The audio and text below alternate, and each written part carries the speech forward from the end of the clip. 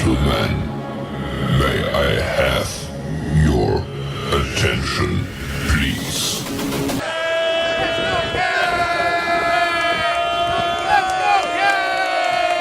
The show starts in 3, 2, 1, go. Good morning, CaneSport. It's January the 10th, 2024. I'm Gary Ferman, the publisher of CaneSport.com, joined once again this morning by our managing editor, Matt Shodell, as we discuss the news of the day and anger a bunch of Canes fans out there, which we seem to do every morning, Matt. The YouTube comments are always explosive. Want to thank my fans out there that make me feel really good every morning when I go look at the comments, and basically they chop my neck off, regardless of what our topic of the day is.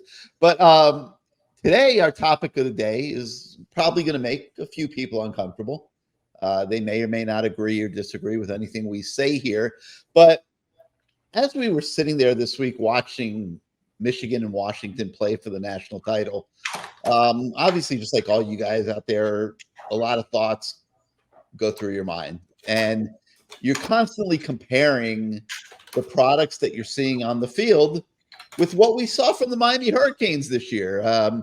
There's a lot of Mario haters out there that want to, blister Mario left and right because he's not competing for championships yet in year 2. And the more that we dive into every aspect of that thought, I mean, quite frankly, you guys are ridiculous because there is no chance that Mario was competing for championships yet in his tenure at Miami for a number of reasons, starting with the fact that the roster that he was left was horrendous in relation to what you need to be successful in college football. And we're not just talking here, we're backing up that talk. We've given you guys our hit or miss series in the last few days. We've taken a look at every recruiting class, and some of them are just astonishing. I mean, I thought that we were generous with our hit or miss projections, and they were coming in at like 40% hit. In other words, if you signed 20 kids, only 8 of them were really contributors to an average team. Considered good is 60% at least. It's looking like, maybe 2023 for sure. We don't really know much yet about 2024. It's just a class. We haven't seen them at practice. We haven't seen them in games. But 2023 is certainly, I think, going to surpass 60%. These classes were horrendous. And if we weren't so generous, they might have been coming in at like 20 or 30%. Okay. So Mario was left with very little, number one. Because of that, as we sit here today, he has a very minimal upper class. There are not a lot of very good juniors and seniors in this program right now. All the hope is in the freshmen and redshirt freshmen and to some degree sophomore classes. So that means it's a program still in development. So you're treading into dangerous ground, Matt, when we put you in the lab, as we often do. And we said, Matt, go into the lab and do a hard comparison of Miami and Michigan and give us an idea. Just tell us what's reality. Come out and give us an idea of where Miami stands in terms of building this program to the point where it can contend for championships. And, you look at what Jim Harbaugh has done at Michigan. It's taken him, it really took him 5 years or so to get it right. And then they started having good seasons and making the playoff. They weren't good enough to win a playoff game, but they were making the playoff. And now they finally won the whole thing here in 2023, 2024. So total of 9 years, but really it was 5 or 6 before Harbaugh had them competing at the highest level, which, is about right. Miami in the past has generally taken 4, 5, 6 years to get to the same point. So Miami could probably do it quicker because of access to talent down here. Your Florida kids, your South Florida kids, forming a decent base and then being able to supplement off of that. So we set Matt into the lab to dive into this and come come out of there with something for us. So without further ado, here he is, Professor Matt Shodell. Tell us what's up, man. I think you're on mute. I can't hear you. Did you say something? Has the show started yet? I can't tell what's going on over there. So it's complicated because where Michigan began when Jim Harbaugh took over, it was different than where Mario Cristobal began, right? Not in the sense that the programs weren't both struggling; they were. But Jim Harbaugh hit the ground running his first 2 years. He won 10 games each of those first 2 years. Mario now has won 5 and 7 games. So how do you sort of equate that with, well, what's the formula now? Can Miami do what Michigan did? Because honestly, what Michigan's team is what Mario wants. Mario doesn't want this wide open spread, downfield passing attack on a defense that gives up 30 points, but you win 50-30 every game. He wants... And by the way, Michigan ran the ball more than a 2-to-1 ratio compared to passing it. That's Mario's dream. I think it was far beyond 2 runs for every 1 pass on that Michigan team. And they had the top defense in the country. So they were a conservative running-based offense, game manager at quarterback who's very good and threw, he only threw like 22, 24 touchdowns in 15 games. Ran for maybe 3 or 4 more, something like that. That's what Mario wants. And he wants a team just like Michigan, where it's the offensive line and the defensive line that is the basis for the championship level team. It's not going to be an exciting, Mario doesn't want an exciting offense that's taking chances down the field. He wants what Michigan did. What Michigan is, their fans aren't complaining because they're winning, and Miami fans won't complain as long as you win. So I don't know that Mario should get any flack for wanting a run-based offense. I know fans don't love it, but you know what? If you're winning, Michigan, I know a lot of Michigan fans, they seem pretty happy with their offense, even though they're running the ball all the time. And there's good reason for it. It worked. And they have something called the Michigan method, which basically is just playing your best players. It makes no sense. Of course you're going to play your best players, but they have the best players and they have the best depth. And as we look at it, and we'll look at it again, we're going to do another analysis story tomorrow. But as you look at it, Michigan had, I think 10 players were on the all-conference team for Michigan on offense, and maybe it was 8 on defense. Both specialists were on the all-conference team. And, Miami had 3 all-conference first-team guys, something like that, 2 or 3. I mean, it's not a comparison team to team, personnel to personnel. And on top of that, in the story today, we point out all the seniors that Michigan had in the starting lineup. It's a ridiculous amount of seniors and fifth-year guys that basically have been around and have been starting, guess what, 3 or more years. Not 2 or more years, right? The whole thing, the 60% that we've been talking about, that's for 2 or more years.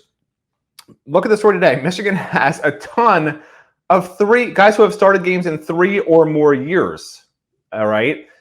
You add all that up, and it only makes sense that a team like that should be highly successful. And it's not that there haven't been hiccups along the way. There was, I think, an 8 or 9 win season, the 2 and 4 season during COVID. And Jim Harbaugh was, I think, 0 and 6 his first 6 meetings with Ohio State. He lost, I think it was 5 or 6 bowl games in a row. So it hasn't been all, I don't know what the word would be, Chips Ahoy and pretzels, Gary's favorite 2 snacks. But he built it, and you saw how it was built. And it wasn't built. There was when Jim Harbaugh first took over, there was 1 transfer on his team. He took over and he got a 10-win season his first season. There was 1 transfer on that team, and there was a ton of seniors. And we'll talk about that in tomorrow's update. But when Mario Cristobal took over, the cupboard really was bare. Yes, Michigan was struggling when Jim Harbaugh came on, but those were old hats, so to speak. And he brought in a pretty good quarterback that year, and they won 10 games against some really bad teams. 7 of the teams had losing records or were 7 and 6 or something like that. And they won 10 games. And that helps the momentum get going, right? When you win 10 games in your first year as a coach, there's a buzz. Oh, wow, they were so bad, and now Jim Harbaugh's here, and they're really good. That helps. And that's why I keep saying Mario needs that 10-win season. He has to get it in 2024. You can't have 3 straight bad seasons and expect top recruits to just keep flocking to you. How do you get it when you don't have juniors and seniors? Well, that's the whole point. That's what I was getting to. So you need to get the top recruits and then keep them for 3 to 5 years. Period. You can't keep on running guys off your roster, bringing in transfers. That's not how these championship teams have done it. That's not how Alabama did it when they were winning it. Not how Clemson did it when they were winning it. Not how Michigan has done it this year. The history, other than, there have been some good teams, but not championship teams. But the history of the teams that managed to really be amazing they're playing together for 3, 4, 5 years, a lot of these guys. And they're starting for 3 or 4 years. And they're really good players, and they're getting better every year. When you have a guy who's 22 playing against an 18 or 19-year-old, even if they're both equally talented, I'm taking that 22-year-old to win the majority of those reps. Yeah. And it's an experience thing. It's you've been in every situation. You don't freak out. You're poised. You name it. Leadership, whatever. I mean, did you see a lot of silly penalties in yesterday's game? Did you see Jacoby George penalties, James Williams penalties happening? Like, these are teams with players that know how to play and know what to do and keep their heads on straight. Towel out of the back of somebody's uniform, and they go about their business. They go about their business, yes. And as you watch that game, you see what Mario wants, and you can see what he's trying to get to. But you also can see it's pretty darn far away. I mean, I'm not going to sugarcoat it and say, 2 years, 3 years. Like, it's pretty far away, man. You watch that game, and it's just hard to digest just how far Miami is, because Miami needs the current freshmen and redshirt freshmen and true sophomores to have at least another 2 or 3 years together. And they have to stay together. Yes. They have to stay together, and they have to play together. And then I think in 2 or 3 years, if they stay together, if it comes together the way it should, if you just add a few more transfer portal pieces, and I'm happy they're not taking a lot of transfers anymore, I think it can come together really, really well. But my concern now is this year, because you've got to win 10 games this year. I'm not sure they're ready for that right now. I do still think that 2 to 3 year, 4 years even, you get these guys staying together, playing together, they should be really, really good based on how Mario recruits, and I believe in their development system. But it's just tough to see if they have another down year, this thing just not really getting flummoxed, to use Gary's favorite word.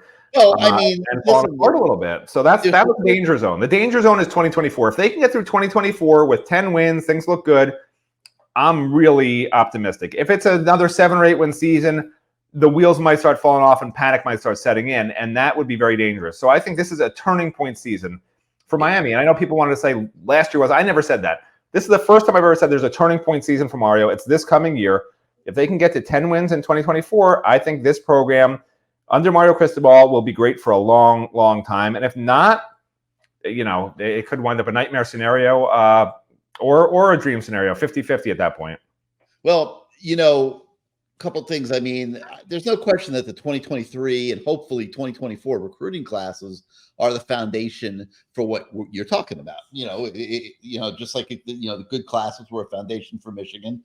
You have to recruit good players, you have to evaluate well, and then you have to develop well, and then they will progressively get better and form the nucleus for what we saw out there on the field the other night in Houston. And quite frankly, neither one of those teams played very well in that game. I mean, Michigan played very tight.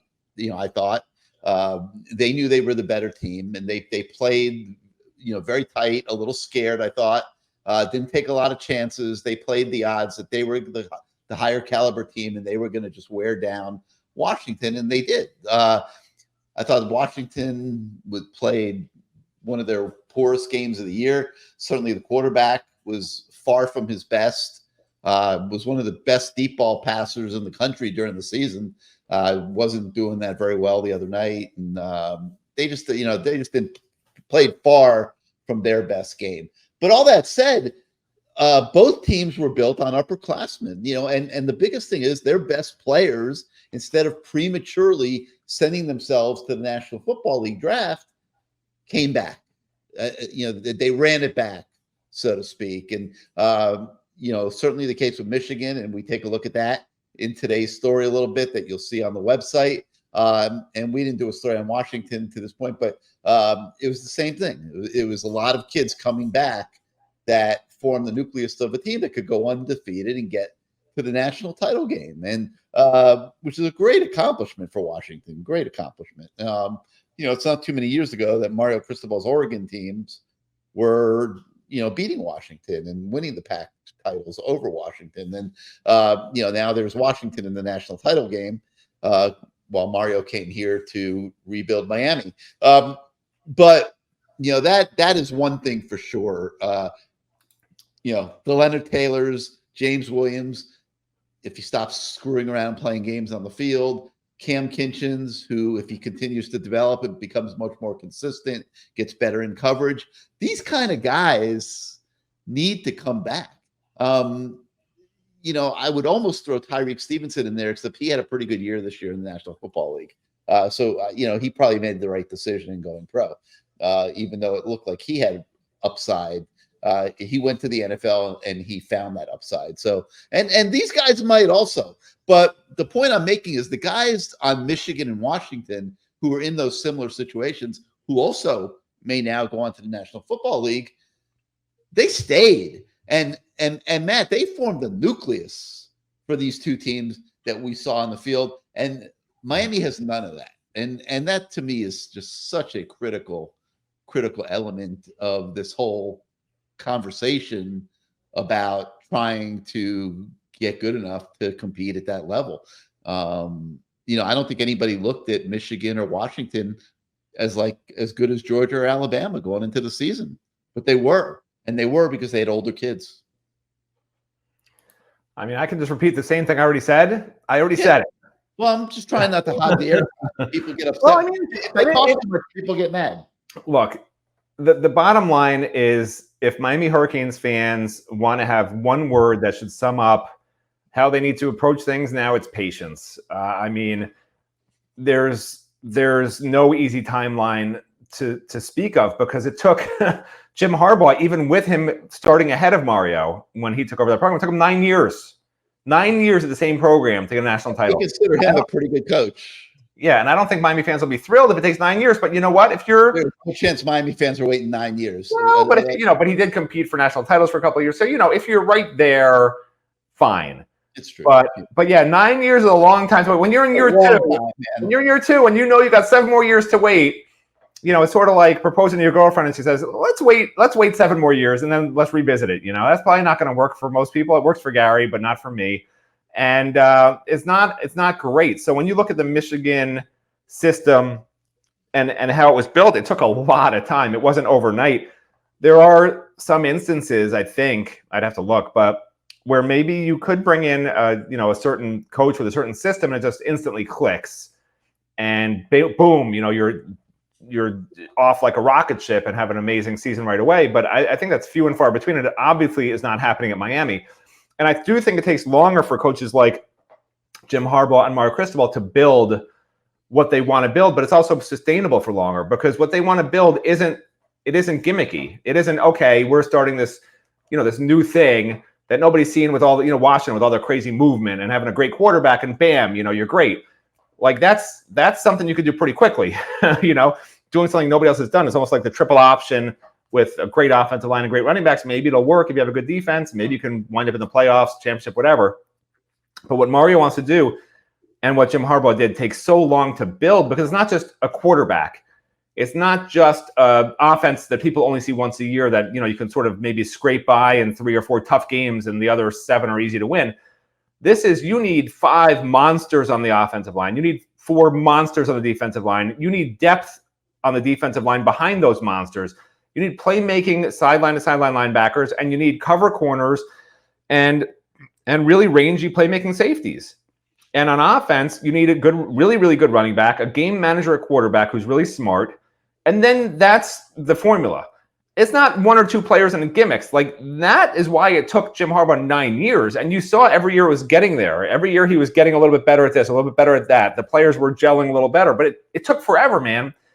And it's probably going to take a long time at Miami, because that's what Mario wants to build here. Now, the good news is, once you built it and you have all these guys who stay for 3, 4, 5 years that are seniors, generally the players behind them are in the same culture and are staying 3, 4, 5 years as well, because that's what they've learned in that system. They're happy in that system. They're being developed into NFL players in that system. I mean, Michigan's going to have 17 draft picks this year because they have so many old players on their team.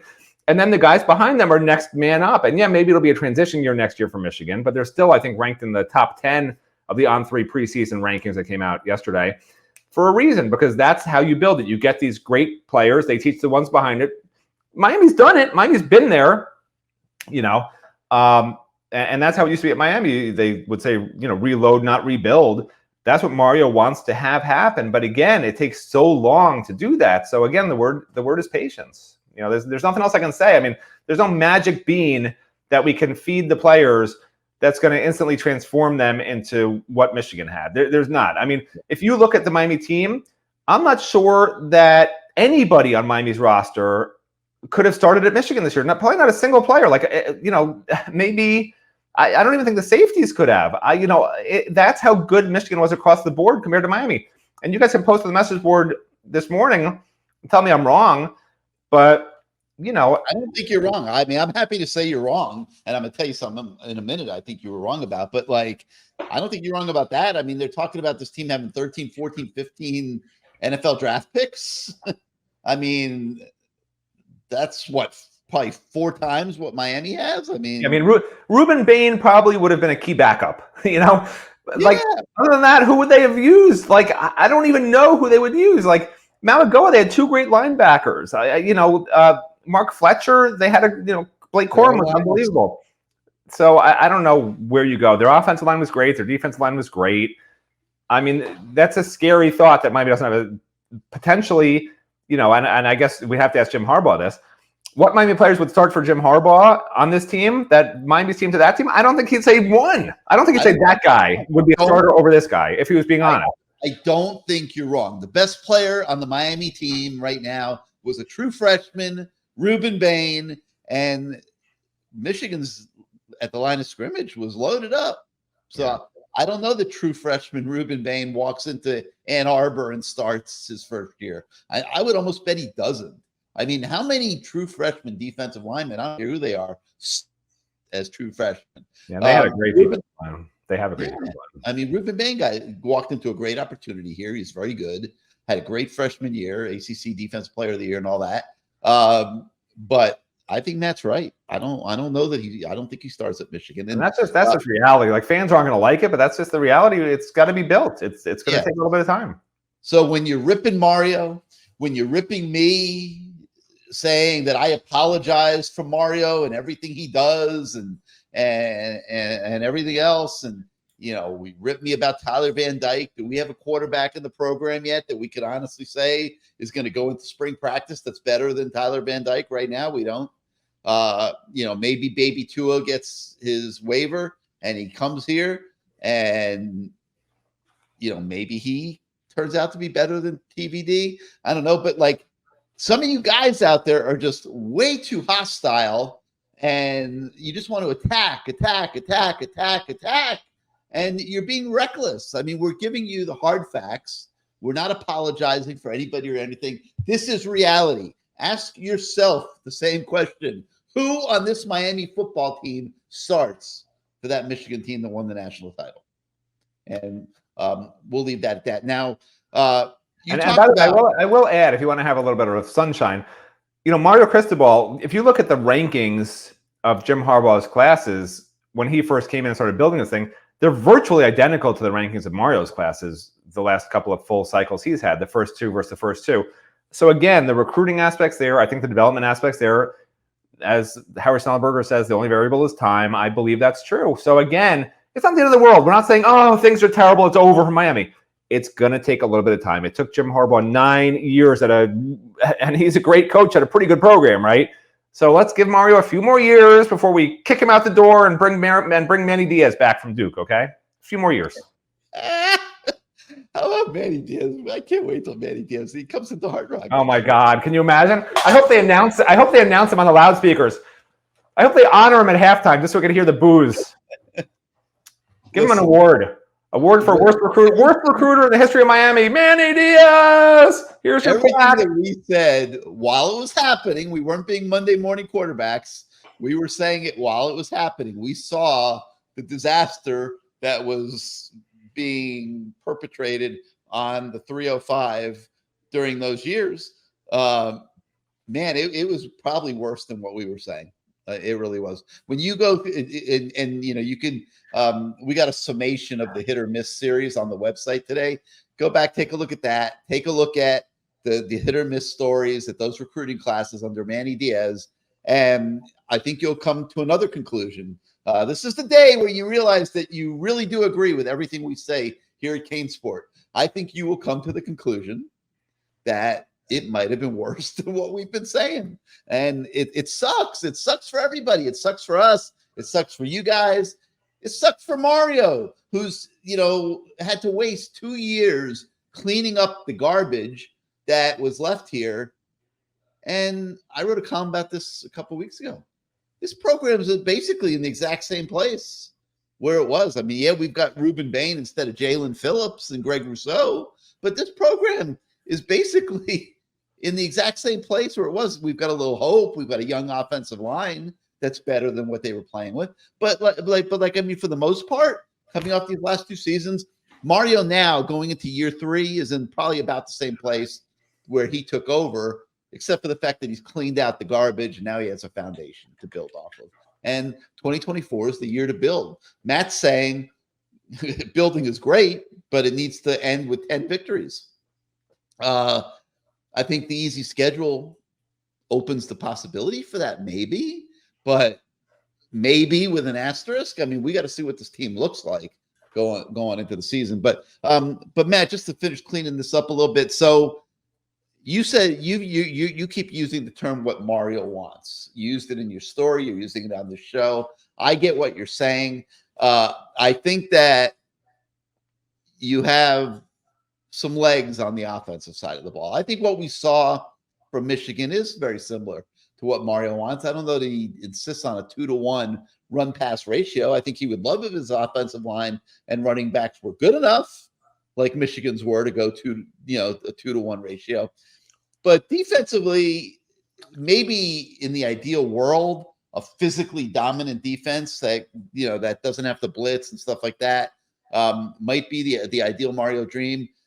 That's not really what he just gave Lance Guidry a 3-year extension for. Lance Guidry is a risk taker. He's a blitzer.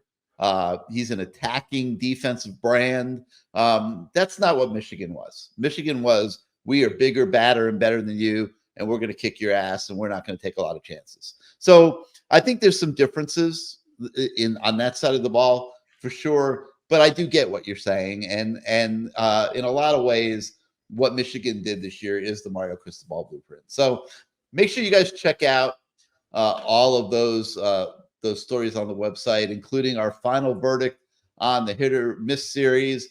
As Matt talks a lot about the roster deficiencies and lays them bare, and we analyzed 4 recruiting classes, and again, being generous, you had a 43.5% hit rate in 2019, a 37.5% hit rate in 2020, a 37.5% hit rate in 2021, and a 34.6% hit rate in 2022.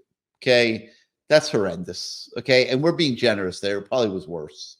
Okay, we probably could have rated it worse. We called some guys hits that are borderline hits.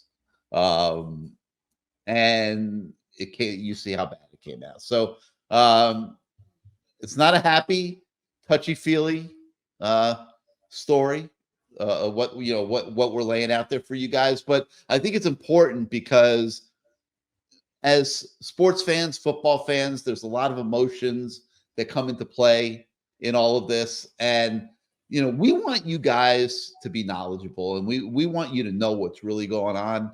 And that's why we have the lab. And that's why, aside from getting rid of him for a few hours during the course of the day so he can't be so damn annoying, that's why we keep sending Matt to the lab.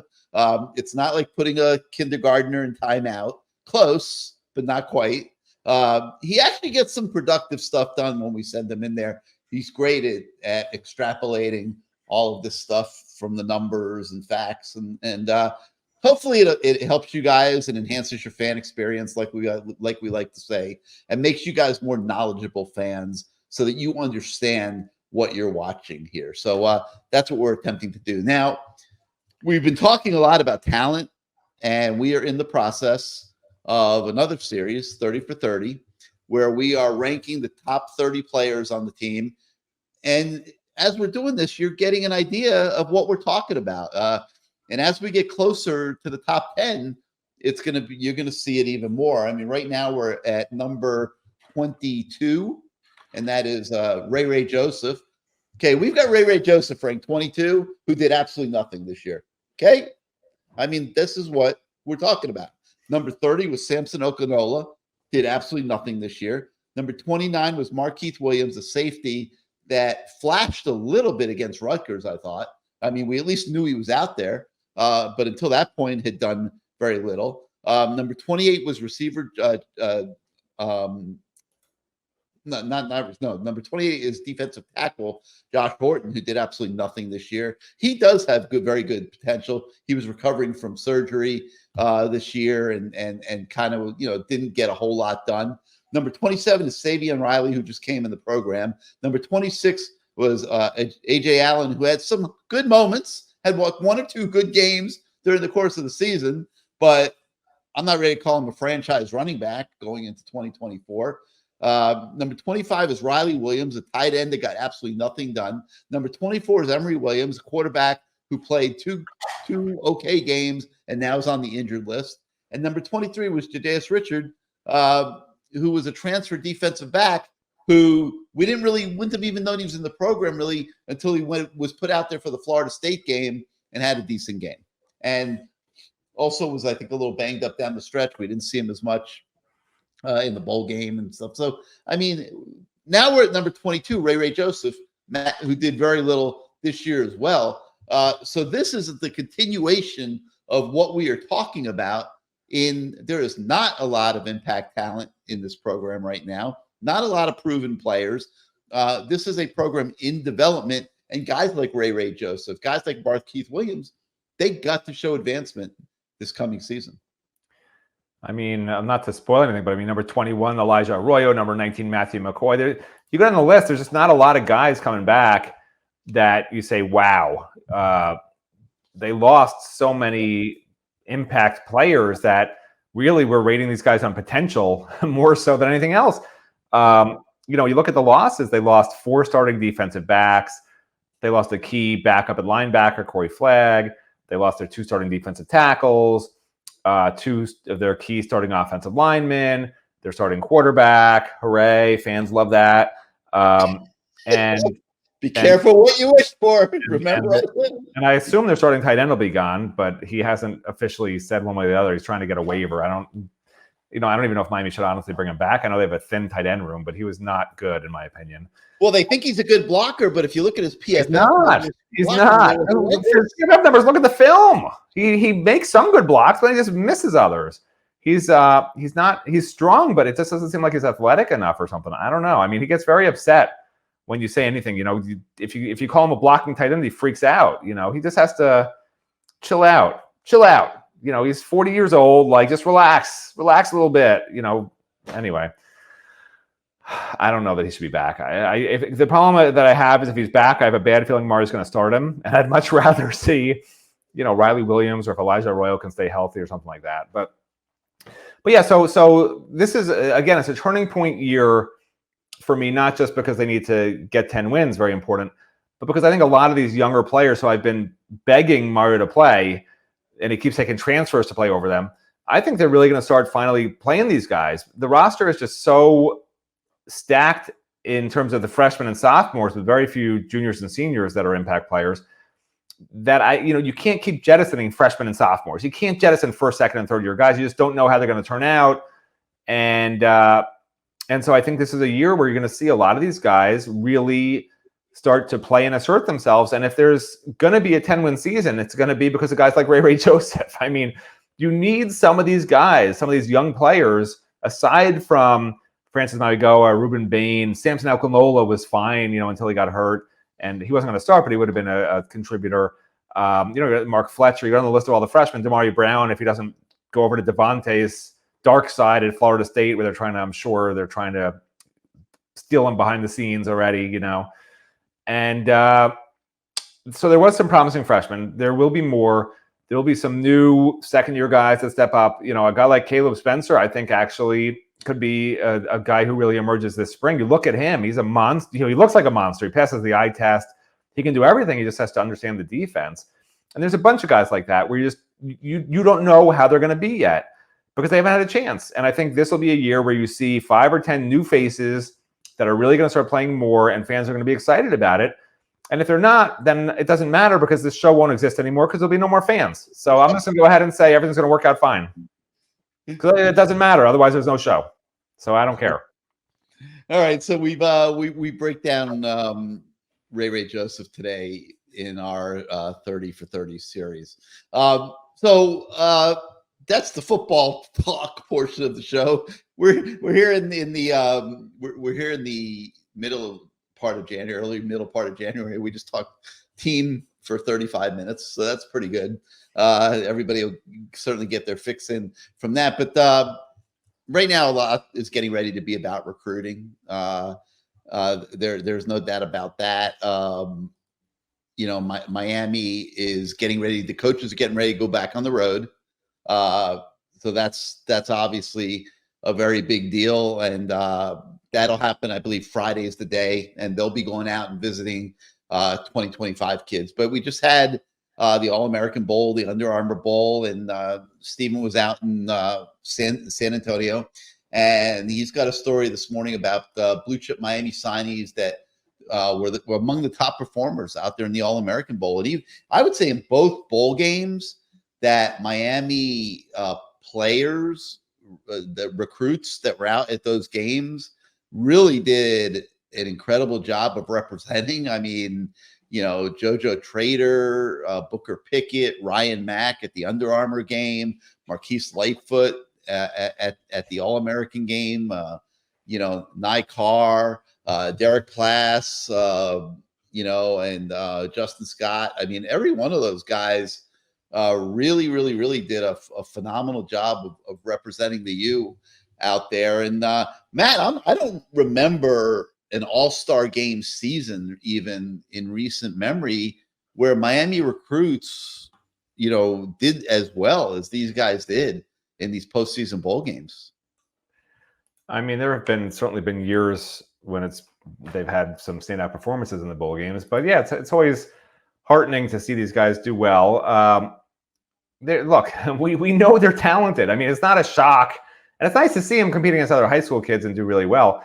But it's not a shock when a 4 or 5 star guy does really well. I mean, this is the Mario Cristobal recruiting method. He's going to get the top players, and they should be performing really well. If they didn't, we should be talking about it. This is what should be expected. We shouldn't be saying, "Oh, they made some plays. It's great. How amazing."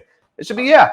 If they didn't make plays, then we should be talking about how bad they are. What the hell happened? This is what's supposed to happen. What's supposed to happen happened. It's a miracle. What's supposed to happen actually happened for the Miami Hurricanes. It's incredible. But it's not typical. And I think it goes back to what we were talking about earlier. Like, these 2 recruiting classes look like they are better than the ones that we are telling everybody were horrendous. Like, I think there's a method to the madness in how well these guys are doing in the postseason bowl games, because they're better players than what we've been talking about in past years. I mean, I feel like I'm Jimmy Kimmel talking to Aaron Rodgers. I already answered this question. You keep asking the same stuff. I already gave you the information. I'm putting an exclamation point on it. I already told you that I saw you on that island with you-know-who, and, it's not my problem anymore. Oh, my God. I already answered your question, so stop asking the same stuff. All right. Well, in case you didn't, because I'm a mental mess now, I am just going to flat say Miami's recruits are better than they've been in the past, and that's why they're doing better in the All-Star game. So we take a look at the top. That's exactly what I had already said, but thank you for summarizing it in the exact same words I already said. All right, I'll move on. I'm sorry. I'm not looking to be redundant here, all right? Also, we have a story on offensive lineman Isaac Souls Jr. He's from Louisville, Kentucky. He's a 2025 kid, a 3-star, but he's a center. And he has landed a Miami offer. He's making plans to come to Miami this spring. So check that one out as well. The basketball team, and I was happy to see a couple guys in the YouTube comments yesterday gave us permission to talk about basketball on this show. Yesterday, we limited it to 2 minutes. I'll try to limit it to less than 1 today, but basketball's got a home game tonight against Louisville. I'm not going to call it a big game. Louisville has not been great this year. But the one thing I will say is ACC basketball this year is very competitive. some of these teams can play. I mean, Clemson and Wake Forest were very good. I was very impressed. I think Miami is starting to play at a higher level as well. And when they get Wooga Poplar back, hopefully tonight, I think that's going to make a big difference as well. And I think the coaching of Jim Larinaga is really starting to show a little bit. Well, had the chance to talk to Jim yesterday. I asked him a little bit about that to kick off his press conference. And you guys can see that story on the website today as well. And we also have a look on a kid by the name of Keyshawn George. He's a true freshman and starting to really get his feet under them here in his first season as a Hurricane. Enjoy his game now. He is really good, and he's going to keep getting better. And I don't think we're going to have him here for more than 2 years. So I think he'll come back next year. But this kid has a chance to be an NBA lottery pick next year if he keeps developing the way I think he will. So we take a hard look at Keyshawn George today. And we also had a chance to talk to Norchad O'Meara. So check out that story as well. Beyond that, that's going to do it for this morning. For Good Morning CaneSport. Thank you guys so much, as always, for starting out your day with us. If you're on YouTube right now and you like our channel, like the show, hit your subscribe and like buttons. It helps us with the algorithms at YouTube and growing our audience. More than anything, we need everybody to go over to CaneSport.com, become a subscriber to CaneSport. Your subscriptions allow us to do what we do every single day to try to enhance your fan experience. And I hope we're successful at that. We're working really hard these days to try to do that for you. So for Matt Shodell, the professor, I'm Gary Ferman. Thank you once again, everybody. We'll see you next time.